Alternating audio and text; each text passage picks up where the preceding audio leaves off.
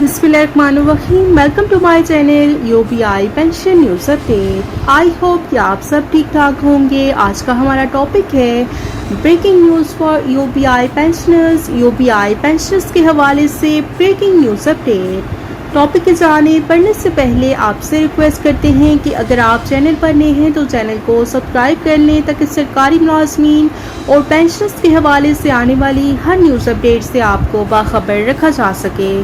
तो बढ़ते हैं आज के टॉपिक की जानिब। यूपीआई पेंशनर्स के हवाले से ब्रेकिंग न्यूज़ अपडेट आपके साथ शेयर करते हैं।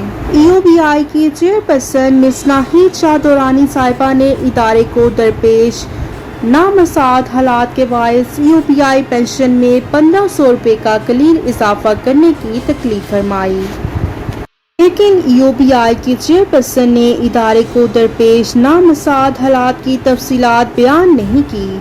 आखिर यूपीआई के लाखों गरीब बुजुर्ग पेंशनर्स को भी मालूम हो सके कि आखिर वो कौन से हालात हैं जिसके बायस यूपीआई की पेंशन में सिर्फ 1500 रुपये इजाफे का ऐलान किया गया, और इस कलील इजाफे का क्या मातम करना ताहाल अपने ऐलान करदा 1500 रुपये इजाफे का इतलाक भी कई माह गुजर जाने के बाद नहीं हो सका, और न ही इस हवाले से कोई नोटिफिकेशन जारी हो सका।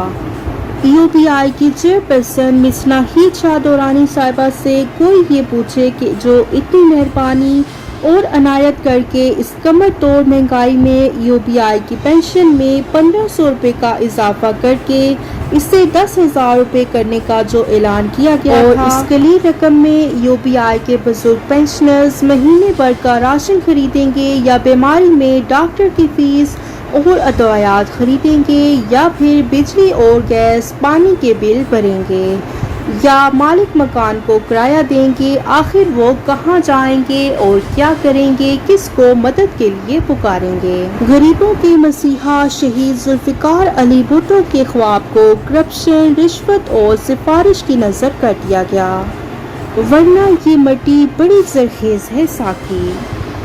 यूपीआई के चेयरपर्सन से अगर ये सवाल किया जाए कि इदारे के अफसरों को देखा जाए तो CD70 मोटरसाइकिल से 40 से 70 लाख की लग्जरी गाड़ियों पर कैसे आगे, और अगर अखराजात पर कंट्रोल किया जाए और इदारे के तमाम अफसरान के असासाजात का हिसाब और दफ़ा 3 के तहत तमाम मुलाजमीन की रजिस्ट्रेशन की जाए तो इदारा अपने पेंशनर्स को 30,000 से भी ज़ायद पेंशन अदा कर सकता है।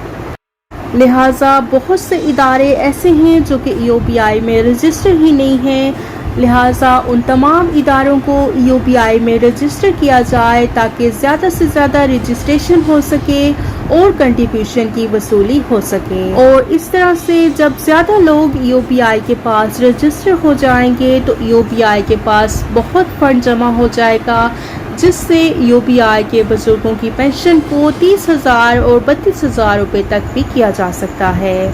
लेकिन इस वक्त यूपीआई के पास इतने असासाजात तो मौजूद हैं जिनसे वो बआसानी यूपीआई की पेंशन को 25,000 रुपये कर सकते हैं, लेकिन हमेशा की तरह यूपीआई के जो बुजुर्गों का फंड है उस पर अफसरान की नज़र होती है और हमेशा की तरह वो इस पैसे पर खास साफ कर लेते हैं, और जो यूपीआई के बुजुर्ग पेंशनर्स होते हैं उनके मसाइल को कोई हल नहीं करता और ना ही वो फंड उनकी मुश्किलात के हल पर लगाया जाता है, ना ही कोई उनकी फलाह व बहबूद के लिए कोई काम किया जाता है।